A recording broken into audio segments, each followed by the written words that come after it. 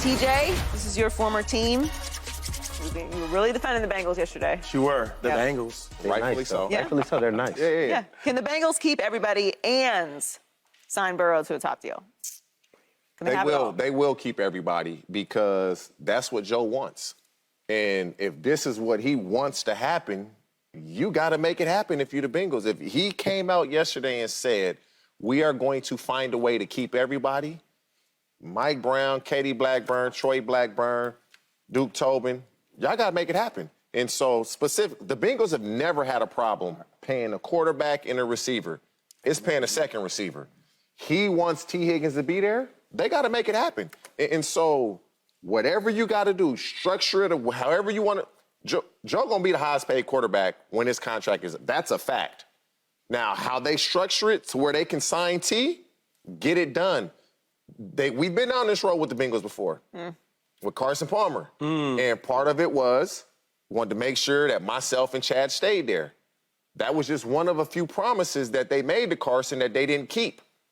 And Carson was mad, and that's what part of the reason he demanded a trade. Why? Because he told me this.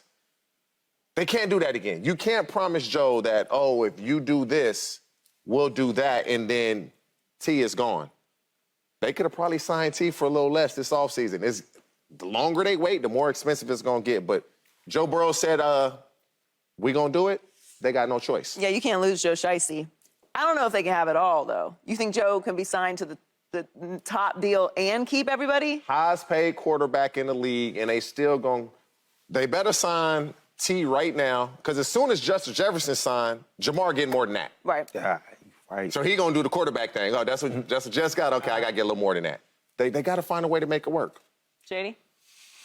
I was thinking about this when we talked about it, and I'm going to say yes, right? I think a guy like Joe Burrow, who's so good and means so much to that franchise, I heard you talk about your quarterback, and I think he's very, very good, but I think Joe's different. Joe was taking his team to the Super Bowl, right, as a youngster, and we think he's going again eventually. So when he makes these demands, I think as the front office, you got to listen. And he wants this T. Higgins, and he wants Jamar Chase there, right? I think also what the league is like, people get so caught up in the numbers. Like, for example, like Justin Herbert, right? Mike Williams and Keelan Allen, they all got nice contracts. They all on the same team. And they play around with the year average or each year be different. The cap hits, the mess with the cap hits. So if you want something done, you can get it done. I think that Joe Burrow is that important, and he's that big where, hey, if I want my players with me, I'm going to do that. Like T. Higgins. Cannot lose his trust only thing right now. about T. Higgins is I thought that he would get a deal done now and then let Joe get his, right? To get everybody, because you got a plan for Jamar Chase. Right. He gonna want some money. Oh, for sure. And he's going to get it. So that should work out. I think it's going to be tough. I think they can do it. I think it's going to be the way you said, though. They're going to have to do it because Joe Burrow wants it to be done. Because you're going to have a $54 million quarterback and two $30 million receivers. Jamar Chase is going to be the number one paid receiver. We got Devontae Adams making around $30 million. He's going to get 31, 32. Right. Then we're looking at Higgins. Higgins feels like he's the number one also. So if T can get about 25. If he can get 25 from Cincinnati, that will be lovely. But now we're doing 25, 31, and 54. It can be happening like the way you said, changing money. Joe took a pay cut, the running back, Joe Mixon. Oh, yeah, Joe Mixon. So that matters. Got to. And then just the way, and then Joe Burrow, make all of that signing bonus, make that salary cap number real low. Like we said, Aaron Rodgers, he's making yes, good point. Aaron's making $1 million this year and $107 million. Wait, how much you making extra? $1 million, and next year he's making $107 million. So you can move around money for these big player quarterbacks. They average per year don't mean that. He'd make one, but he's making 107. That's an average of $50-some million a year. So we don't care how it comes, but they can manipulate the money for manipulate the dough. You know what's crazy is I remember when my first year with the Tampa Bay Buccaneers, right? And I just won a championship with Patrick Mahomes and the Chiefs. And Tom Brady, right? He's a competitor. He asked me all these questions about the Chiefs, how they do things, about the wide receivers. And then he got to Patrick Mahomes. And we're talking about Patrick Mahomes and et cetera. And he was like, you know what? When I realized that he's going to be the one, right? Because I never really worried about the other quarterbacks, but he's the one that's going to be the next. I'm like, how'd you know that? He said, when he took that contract, that let me know that, okay. He ain't worried about himself. He ain't worried about his teammates. He took that contract so he could keep the good players around him that he wants to win. And I look at Joe Burrow, and I watch the way he talks and things he says. he reminds me of that same thing Tom was talking about. He wants to win to keep them players around, so he might take that type of deal to make sure he has Jamar Chase and T. Higgins. Exactly. I've always had the suspicion that Joe will have a longer deal, a more flexible deal. Maybe not as long as Patrick Mahomes. It's in his Joe, isn't that what you but- just said earlier? When you're making that type of money, like $30 million is a lot, but when you're making that type of money, it's like, what?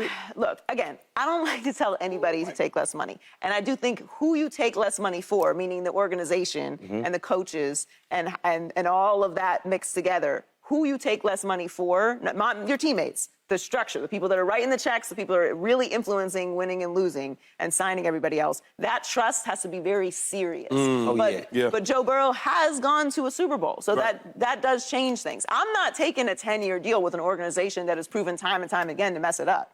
No, I'm gonna need every single dime of that guaranteed. I'm gonna be taking the most possible because there's no guarantee on your end that you have the capability of putting a team together around me to get to a Super Bowl. I can be great, but I can only do so much. I'm one man. So I do think it will be interesting, and I get you're the person to ask if this is the right situation for Joe Burrow to do a deal like that, because I think it is in Cincinnati. Joe had an opportunity. I don't know if people realize when he was getting drafted, when he was coming out. He's from Ohio. He knows the history. Joe got to go to the Bengals and say, don't draft me. I don't want to play here. He didn't do any of that. And there were people that were telling him this. And, I'm going to go to Cincinnati. I'm going to turn it around. And he trained out here. Bro, I was around Joe every day. I promise you. What's up? That's it. How you doing? That's it. Every single day.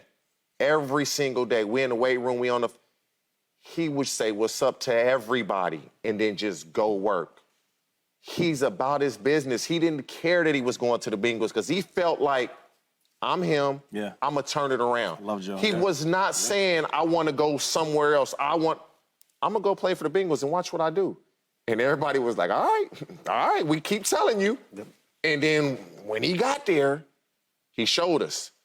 He's just a different dude. And so the way that he went about that and the way that he's going about this, the Bengals are going to do right by him. If that's what he says he wants, they got to do it because if he signs a short-term deal and they don't sign those guys, he out of there. And they can't afford to lose a Joe player like Burrow is Burrow. going to go down as probably the greatest Cincinnati Bengal ever, him or Anthony Munoz. They don't want to mess that up. They're not going to mess that up. And so they're going to get it done. He really is a special player, though. And when you have an organization that maybe has some cultural issues or you really need that guy to get you over the edge and you get them in the building, you do have to do everything that you can to accommodate them. It's still a salary cap league, though. So that's really what makes me wonder how what are you going to sacrifice? Are you going to sacrifice things on the defensive end? They struck Jesse Bates, the safety that they were supposed to sign. He was going to get 15, 16 a year. He hasn't signed. They lost Von Bell. I think they're sacrificing defensive players right now just to be like, we want to outscore you and be able to have some good safeties, maybe not the best, maybe not Jason Bates. Just got to draft well. Draft well, get some young dudes in there that are going to ball for us. So I think now if they can sign those, they're going to keep. I think they are erring on offense. Yeah, that makes sense because when they were going through it with Jesse Bates, I'm like, why they ain't signing him? He's one of their best players. But it makes sense because you got to pay these other guys on offense. You got a lot coming up. I can't imagine if Joe Burrow gets a contract, right? And now it's time for the next year. It's time for Jamar Chase to get a contract, and they don't give it to him. You know how mad Joe's going to be? That was his dog in college. That's his dog now. Hey, Jamar getting paid. But I'm just saying, T. Higgins is the wild card. He the coin flip. I'm just saying, man. Like if Joe is such a great player, and I love watching him play, and if he tells you this is what we need to get this done, you gotta get that done. They gonna make it happen, man. They gonna make it happen. If it was Howie Roseman, Philadelphia Eagles, this is gonna be done. You know what I'm saying? I mean, but you can't play about Jamar Chase, though. Like Can't play with T. Higgins is really the T. Higgins and what you're going to do on the defensive end is really the questionable factor here. Because if they were to sign, not obviously Joe Burrow is great, right? Yeah. But you need someone alongside you. Like Mahomes has Travis Kelce. Right. If you were to sign Joe Burrow, it would make no sense to not sign Jamar Chase to the biggest deal. Right. Like what you need both of them together. There's no way Jamar Chase isn't getting signed. I wouldn't think so at all. I think Jamar. I think Chase and Burrow probably are going to get signed 1,000%. Regardless. It's really Higgins because he's trying to get the same type of bag as Jamar Chase, and he's deservingly so. He's like a number one. He could be a number one on a lot of teams. Hey, nice. On Cincinnati, he's number 1B. You know, so. Have you ever played with somebody that when you got a contract and maybe a safety or linebacker, and you like, yo, listen, I know I'm about to get this money, but we need to sign him, and they didn't sign him?